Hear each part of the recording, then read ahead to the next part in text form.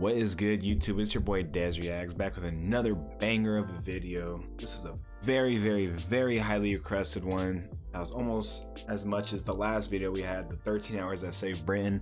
This is the incredible stories of Britain's bravest soldiers, Victoria Cross for Valor, by Timeline, and I'm very excited for this one. You guys hype this one up a lot, and I just love British history. I love you guys' military, man. This is freaking awesome.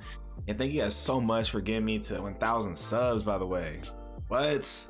Next goal is 2,000. I hope to get that by September 15th. You know, that's just a little goal of mine. And, you know, if you guys love the channel, you guys love my content, go ahead and support me. Link in the bio. You guys could buy me a coffee if you'd like and request a video. And I promise you, if you guys buy me a coffee and request a video in those messages, you guys will probably see it up here. I also started a Discord, and I want you guys to join it. You guys could chat with me on a more personal level if you'd like. And without further ado, man, I'm very excited for this. This is gonna be a long one. Get your favorite drinks, your favorite snacks. You know what I mean? I might be sipping a little something during this premiere. So, yeah, without further ado, please smash that like button, hit that subscribe button, turn on the notifications, and comment on other videos you guys want me to react to. And give me your thoughts on this as well. So let's get it. Stonehenge, I'm right in the middle of the stone circle now. It is an absolutely extraordinary place to visit. If you want to watch the documentary like the one we're producing here, go to History Hit TV. It's like Netflix for history. And if you use the code TIMELINE when you check out, you'll get a special introductory offer. See you there.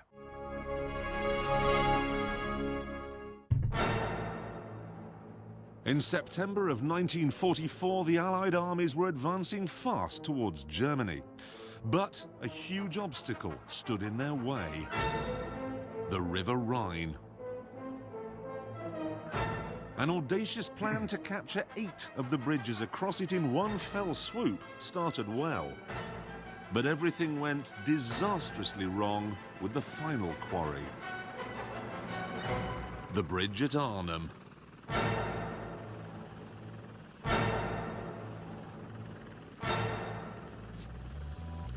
Bridge of Arnhem.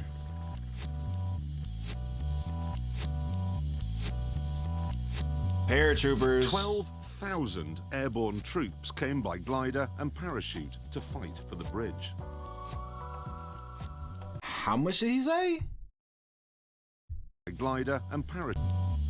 12,000. 12,000 troops, paratroopers, man, defending this bridge. This is about to be freaking amazing, bro. I'm so excited you guys requested this one, man. I'm ready for it. Airborne troops came by glider and parachute to fight for the bridge.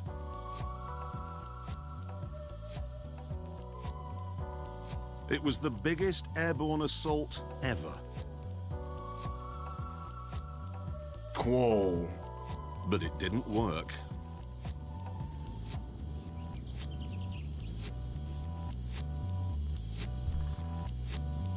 It didn't. 12,000 didn't work.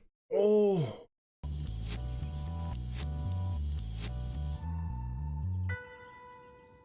In fact, it would turn out to be one of the biggest disasters in the entire war. Of the 12,000 men who came here, only 3,900 got out again. Oh. However, the battle produced some of the most astonishing feats of bravery in British military history. I don't know what it is, but I like this guy. I feel like he knows his stuff, bro. I like him. One of the men fighting here was Major Robert Kane of the South Staffordshire Regiment. He arrived in the war zone by glider on September the 18th, just another ordinary man who'd given up his ordinary job to fight in the war. But 10 days after his glider landed in this very field, this ordinary man would have done something extraordinary. He would have won the world's highest award for valor, the Victoria Cross.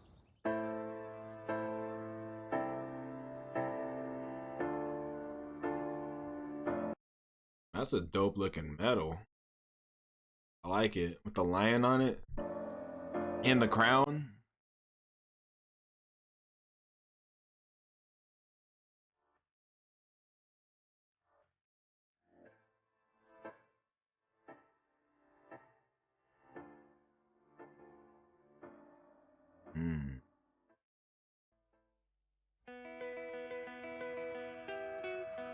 It is almost impossible to win a VC. In the 150 years since it was created, the number of British and Commonwealth troops who've seen action is in the tens of millions. But only 1,351 of them have been awarded the Victoria Cross. Something tells me this is like, I mean, obviously this is the top medal, the top tier medal you could get in the British Army. And so something tells me this is like the Medal of Honor for America's troops. This is about to be crazy. I know you have to go through some stuff to get this. The chances of surviving a VC action are just 1 in 10, but if you do survive, the medal can never be taken away from you. You can go to the gallows wearing it. And no matter how many letters you have after your name, VC always comes first. Wow. The VC, to my mind, has a place above all other national awards. It is the highest regarded award for gallantry. People have it in their minds that the Victoria Cross is something special, and anybody who's got the Victoria Cross must be somebody special. And they're right. I could have centered this program on any VC winner. All of them are remarkable. But the most special for me is this man, Robert Kane. This then is his story, but it's also the story of the medal that he won. Let me know in the comments, do you guys know anybody or have any relatives that won this medal? And if not, do you know any relatives or, you know, family, maybe you guys earned any type of prestigious medal from the military? In official speak, the military say the Victoria Cross is awarded only for gallantry of the highest order. But what does that mean? Well, let me give you a typical example. This is the story of Lieutenant Ferdinand West, an RAF pilot who won his VC in the First World War. On August the 10th, 1918, West was flying his biplane far over the enemy lines when he was attacked by 7 German aircraft. At the start of the fight, one of his legs was blown off by an explosive bullet and fell into the controls. West... Oh my God. That's how we start and that's how we earn them? Getting your leg blown off and your leg just collapses on the gears, the pedals, whatever, the controls. Oh my gosh, this dude is a beast. Lifted his leg clear of the controls and, although wounded in the other leg, manoeuvred his machine so that his rear gunner was able to get several good bursts into the enemy aircraft and drive them off. All 7 of them. Through sheer grit and determination, West then landed his plane safely and, although rapidly weakening and semi-conscious from the loss of blood, insisted on filing his report on the enemy troop positions before receiving medical attention. Wow. And the extraordinary thing is, the report here filed by his rear gunner said that he didn't know that the pilot had been wounded until after they landed. You have to, do you know how tough you have to freaking be? Or I know his adrenaline was probably just like through the freaking roof, right? But do you imagine how tough you have to be? Your leg gets blown off and you're not screaming, you're not yelling. You know, he's looking at it, he picks it up off the controls and moves it. And you don't even let your boy know in the back because he probably didn't want to panic him. He wants him to defend the aircraft so they could go land, you know what I mean?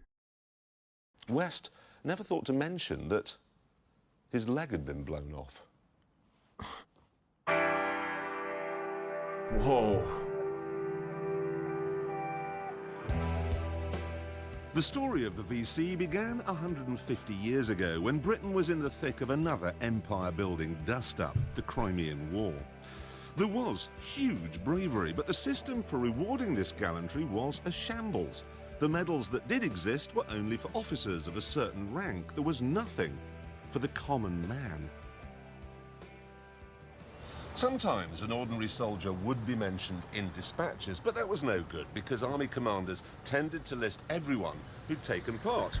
It was a bit like passing your chartered accountancy exams today. You get your name in the paper, but so does everyone else. The Crimean conflict, however, saw the advent of a new weapon to fight the cause of the foot soldier, the war correspondent. One of them was William Howard Russell from the Times. His stories from the front line meant that for the first time, people back home could read accounts about the immense bravery of the bloke next door.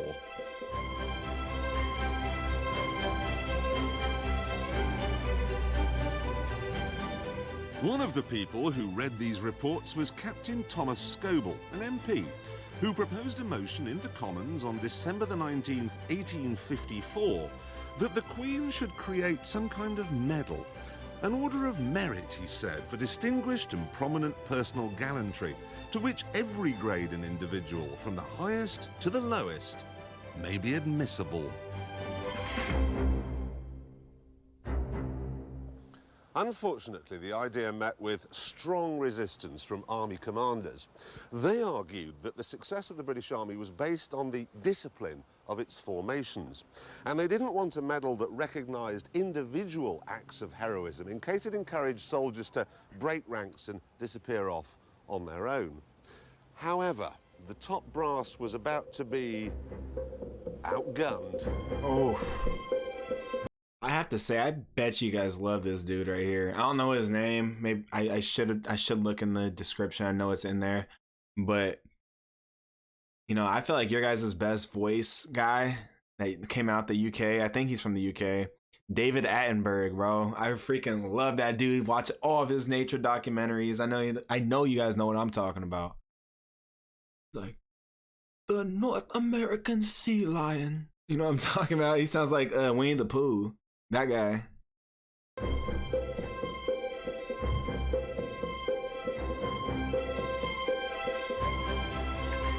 Queen Victoria and Prince Albert saw the sense of Scoble's idea and told the War Office to come up with a plan.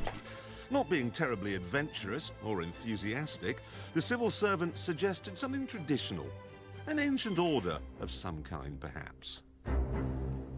This is the document that they prepared.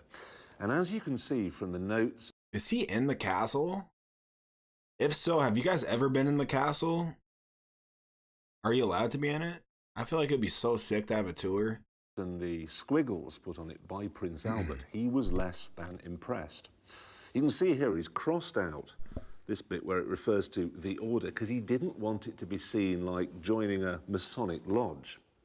Here in the margin, look, he's actually referred to it as a cross granted for distinguished service, which will make it simple and intelligible. That is very forward-thinking for the time. And here, he even suggests a name for it.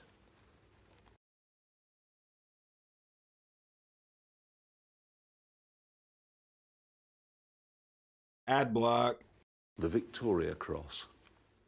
It works. Victoria Cross.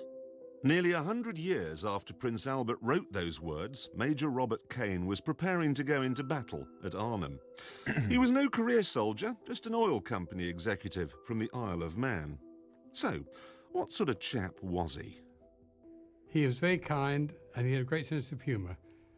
I used to drink in the bar. He always bought the drinks.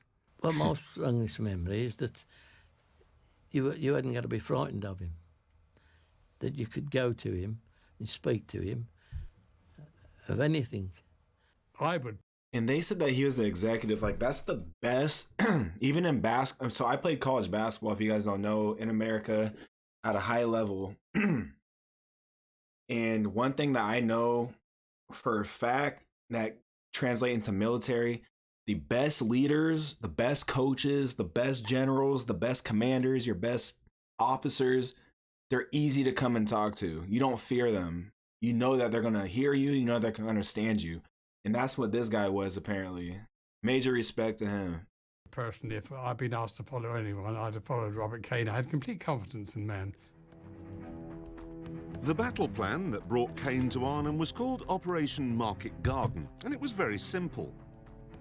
Allied forces would parachute into Holland and seize a line of strategic bridges. This would create a highway that would allow the Second Army to charge north, over the enemy defence lines, and down into Germany itself. The war, it was said, would be over in a matter of weeks.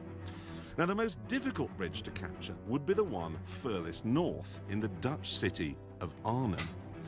But a small band of British paratroopers from the first wave of landings did manage to capture the north end of what's now known as the Bridge Too Far. Major Kane arrived in this field 24 hours after the first landings. There'd been a problem with his glider back in England, but his job remained the same. He had to get his company of 22 men to the bridge as fast as possible to help out. Sounds simple, but it wasn't. First of all, the whole point of airborne troops is surprise. You don't know they're coming until they're there. But because Kane arrived 24 hours after the first wave, the surprise was gone. And to make matters worse, the landing zone was some 8 miles from the bridge. So, thanks to some incompetent planning from the top brass in England, the Germans knew that Kane and his men were coming, they knew where he'd landed, they knew where he was going, and they had the wherewithal to do something about it. So basically, long story short, they're effed. In any other situation, they're effed. By sheer coincidence, the German army had parked 2 divisions just outside Arnhem. That meant tanks, artillery guns, half-tracks and 12,000 SS Panzer troops. Lined up against this wall of armour was the airborne British soldier who, by the nature of his job, travelled light. He only had a Sten gun or rifle, knives, grenades. Only a few anti-tank weapons were brought because no one thought they'd be needed. The British troops simply didn't know about the strength of the German opposition as they started out on the 8-mile walk to the bridge. So obviously this was early in the war where they didn't really know how strong the Panzers were. That's what it sounds like, at least, because the Germans' forces, bro, they were a force to be reckoned with. They're the most powerful, you know, like boots on ground and tank division that the world have ever seen at this point. So it wasn't until later in the war where, you know, America and the British got tanks that could combat them and, you know, push back. But this is crazy. Kane's men made it with no real problems at all to this very spot, just 2,000 yards from the bridge. They could actually see it over there, and they could almost certainly hear the small company of British soldiers fighting to hold on to the northern end. But they couldn't get there.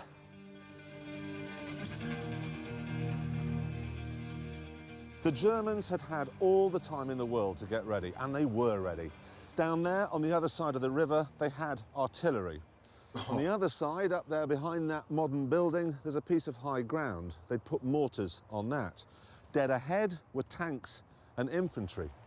In desperation, some of the British tried to run down this bank, but there were more tanks and more infantry down there on the lower road. This was the perfect place for an ambush. The British had walked right into it, and they were slaughtered.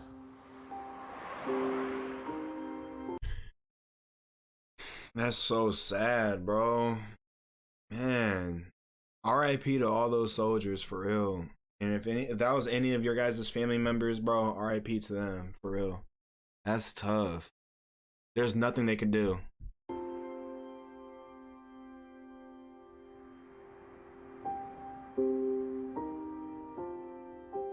Of the 400 South Staffs who fought here, only 100 would escape. Kane called it the regiment's Waterloo.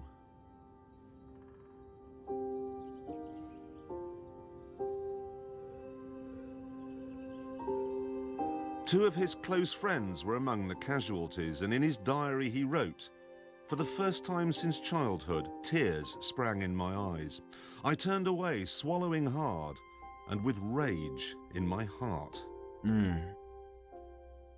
It must have been a savage kind of rage, because on his way back down this road for more ammunition, he ran into a party of 5 Germans. And even though he was alone, he opened up with his Bren gun and killed all of them. If you guys don't know, the Bren is a light machine gun, so this thing is powerful, but it shoots like it's slow, but it hits. The reason I know that because, you know, I play video games. I'm a Call of Duty player, Battlefield player, and I use the Bren a few times. That's crazy. So this dude is a beast. Later on, the easygoing married father of two wrote of the killings, "I cannot describe the surge of dreadful, unholy joy which I felt." When he got back, the battle scenes were horrific. He wrote, "We passed Taffy Williams, a grand little Welshman and one of my originals. Only his head and face were untouched. The rest of him was unrecognisable." And so, with his company decimated, Kane was ordered to retreat. He'd bagged 5 Germans single-handed, but that made him a soldier, not a hero. There was still no hint that this man would win a Victoria Cross. Dang.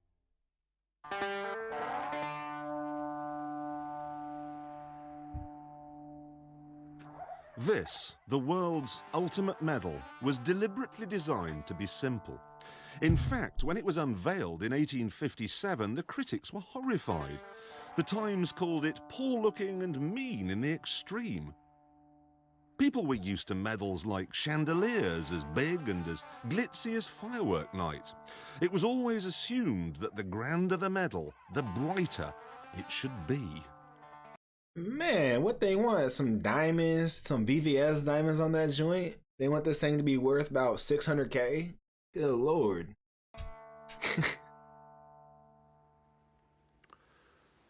This is the actual prototype of the VC, made to Prince Albert's specifications, a simple cross.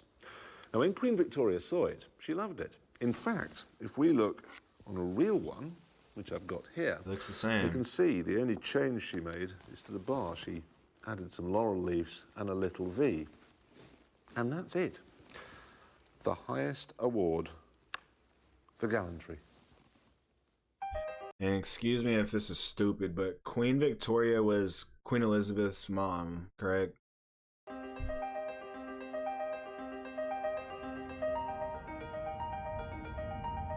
Wait, that might have been her grandma. My fault. Strangely, the metal from which all VCs are made is not kept at the palace or under the Bank of England. It's to be found here, at an army supply base near Telford in Shropshire.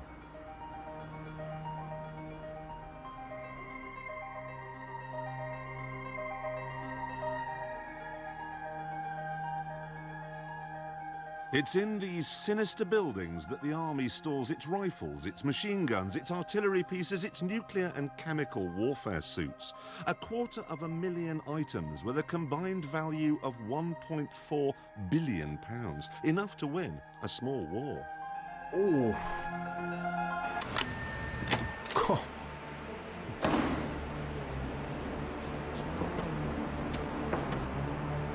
And they let him in.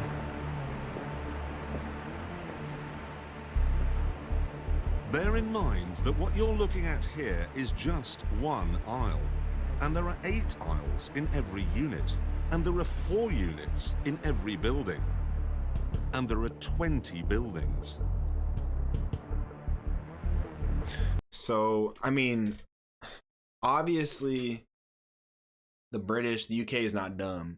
So, they're not going to let this documentary go out, right? If that was their only little stockpile of munitions, guns, nuclear stuff, all that. I guarantee you there's some secret shit, stuff somewhere else inside the UK.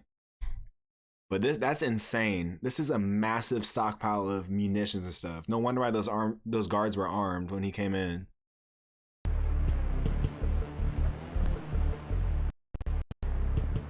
The security is fearsome. But even so, the most precious thing they have here is kept in its own safe.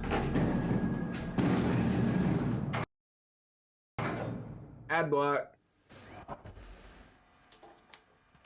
A safe with its own alarm and its own all-seeing CCTV camera.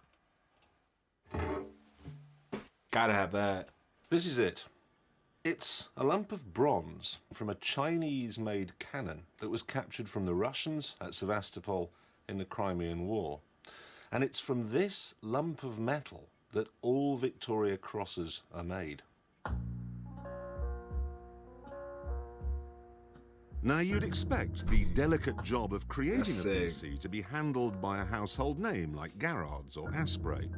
But no. Every time a new batch of medals is needed, a slice is peeled from the original lump and taken by military escort to a tiny jeweller's in London's Burlington Arcade. Hancocks have made the medal since the day it was created, and it's always given their craftsmen a bit of a headache.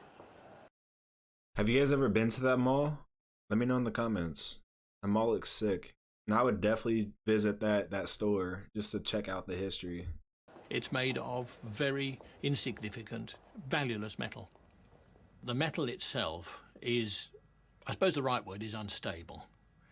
It's not nice metal, like pure copper or pure silver or pure gold or even pure bronze. It comes, as most people seem to know, from cannons which were captured. So it's already been used once. And the more often you use it, the less stable it becomes. Tough. Down in the vaults of this jeweller's, you will find 7 VCs, the last of a batch that was cast over 30 years ago. They're all unengraved. They're all waiting for an owner. All VCs are going to look alike. But what makes them unique, of course, is the information on the back.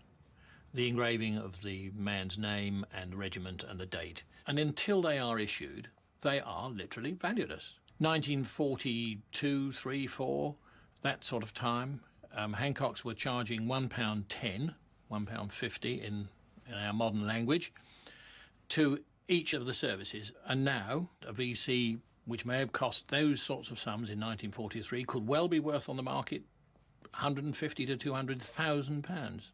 It does actually become priceless once it's been issued because it can be identified for a particular man on a particular day in a particular action. And that makes the value. So if a family member of these people, you know, I pray to God, I hope they win it. But if they ever tried selling it on the market, that price would from 200K would go up probably to like $1 million, you know what I mean? Depending on what they did. And what the conflict was. It's the history which is carried forward. So, as a piece of jewellery, the Victoria Cross is worthless. But as Queen Victoria understood all along, the medal itself isn't important. It's the story that goes with it that matters. And back in Arnhem, Major Robert Kane's VC story was about to begin.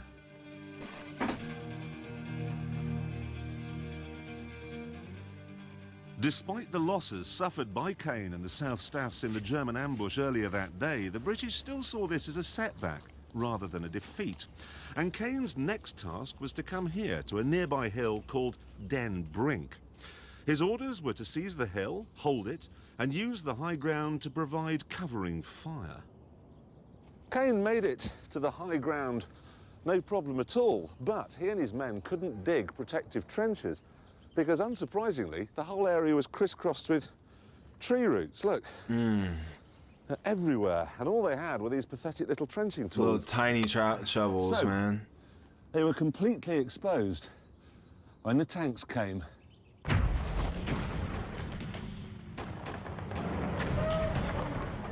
It was another massacre.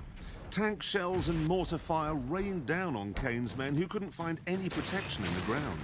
For the second time in a day, he was forced to retreat, writing later, "It would have been a sheer waste of life to stay there. I felt extremely dejected. I knew our particular effort to get through to the bridge had been a failure."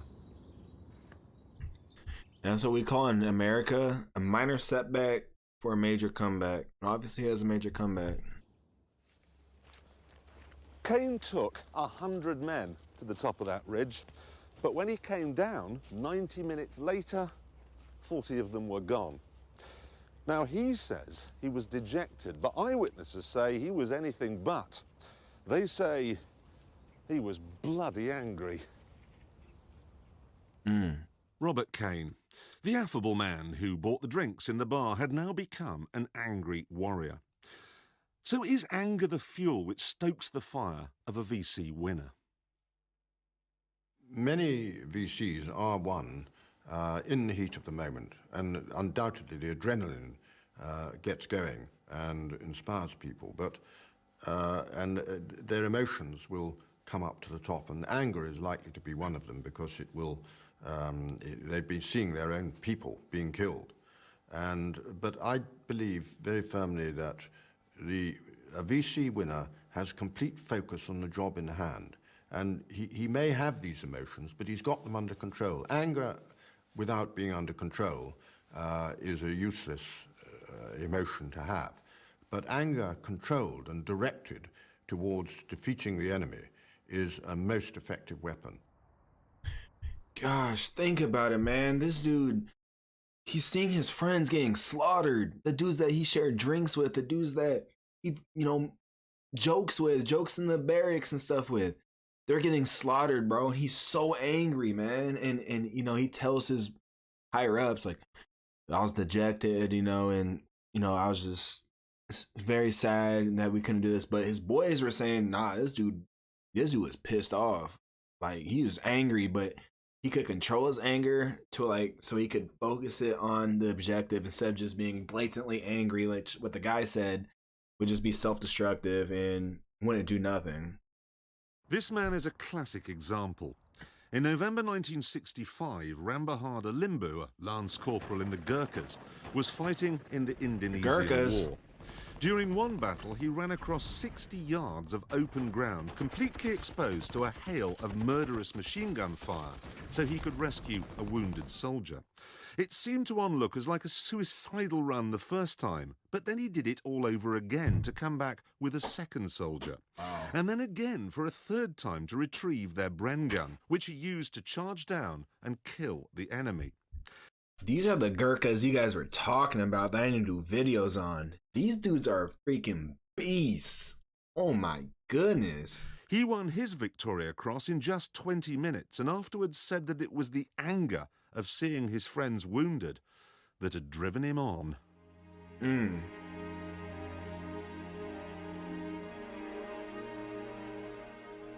Limbu is a rare breed, one of only 15 VC winners who are still alive today. They've all faced death in its most horrendous way, or most obvious way, and they've cheated death, and they don't have to prove anything to anybody. They're at peace with themselves. If anyone can shed light onto the character of a VC winner, it's the secretary to the Victoria Cross and George Cross Association, Didi Graham. She's known more VC winners than anyone else. Just a cool job. The principal common quality amongst Victoria Cross holders I've known is an overriding humility and the huge inner strength, which doesn't need to show off or throw their weight around in any way at all. Commander Ian... And the reason why she said that is because, bro, you guys know the saying, what's understood ain't gotta be explained? That's what that means, bro. These dudes know, the world knows that these dudes looked at death and just said this to him. You know what I mean? Like, they're just like, if it's my time, it's my time, but I'm gonna sacrifice myself for my boys, you feel me? Man, I'd go to battle with the dudes like those, bro. Without a doubt. Fraser typifies this modesty. In 1945, he and his crew piloted a midget submarine through 80 miles of mined waters in their mission to blow up the Japanese cruiser Takao. In order to sink it, they had to place their explosives right under its keel, but the operation went wrong when the tide went out and the 13,000-ton cruiser settled onto the tiny submarine, pinning it to the sea bed. Oh. When we got stuck and the tide was going out and the cruiser sat down on us, then I really got worried because I wasn't quite sure how I was going to get out because I was still determined to get out the other side. And we sort of went full ahead on the engine and full of stir on the motor. Sorry, full ahead on the motor, full of stir, and we dug a trench in the seabed by going backwards and forwards, and eventually we came out from underneath it. Fraser and his crew did manage to blow up the cruiser and escape, and it's yet another amazing VC story. But he doesn't see it that way. It always appeared to me that I was doing something that I'd been trained to do. I mean, I'd worked for months with this team of people that I had in the boat, 12 of them all together, only 4 in the boat at any one time. And we'd worked for months on attacking ships, sticking limpet mines on things. Then you go and do it in an action, and they give you a VC for doing it. It all seemed, it always seems a bit odd to me. I've never come across a Victoria Cross holder who said that they felt that they definitely did earn that award. Another common characteristic is that they all seem to show a sense of responsibility. There's an interesting statistic with the VCs, which is that 75% of them were the responsible child of an early widowed mother or the responsible child in a large family. So it means that they spent the whole of their childhood looking after their siblings or their mother. Being the man of the house, man, that's what these dudes are. They're freaking alphas, alpha males at its finest. So they're used to looking after other people and not thinking of themselves. I was feeling probably more for my soldiers than anything else, you know. I was just there. I was a secondary thing to the whole thing. And I was upset that I was losing soldiers, and the enemy was shooting my wounded. In 1969, during the Vietnam War, Warrant Officer Keith Payne was leading a company of trainee soldiers when they were attacked and routed by massively superior Viet Cong. And thank you guys for having our backs in the Vietnam War too, though. Shout out to the British military, bro. We went there for no reason. There was no reason why America should have been there, and we lost a lot of freaking lives over it, bro. Over some nonsense. And you guys did too, man. It's not your guys' fault. Separated from his fellow officers and wounded, Payne went behind enemy lines time and time again to rescue as many of his raw recruits as he could. That night, he saved the lives of 40 men. 40? Oh! I felt that it was my responsibility to get my soldiers out of that situation. And not ask anybody else to go and do it. So VC winners do seem to have some things in common, a responsibility for others and a temper perhaps. But does that mean they're all the same? Does that mean there's a type? Well, the truth is, it's almost impossible to say. It could be something in the water. There's one street in Canada that's provided us with 3 winners. It could... All right, well, I'm going to end it on that. You know, this is only part 1. This is going to be a 2-part series, so hold your horses. And if you guys want part 2 to drop, man, let me know in the comments how bad you guys want it. I promise you it's going to come. I'm going to make sure you guys have a great weekend so you guys can just chill and relax at home and check out Des Reacts videos. But I hope you guys enjoyed this content. Please smash that like button, hit that subscribe button, and comment how you guys feel about this, man. This almost made me tear up, honestly. Like, this is some intense stuff right here. Can't wait to see the second part of this, and check out those links in the description though, for real, man. You guys could buy me a coffee if you guys love this channel, and join the Discord, bro. Hit me up, say, hey, what's up, Des? You can DM me in the Discord, you can message in the chat on a more personal level. But I really appreciate all the love and support. Smash that subscribe button. I'll catch you guys on the next video though. Peace.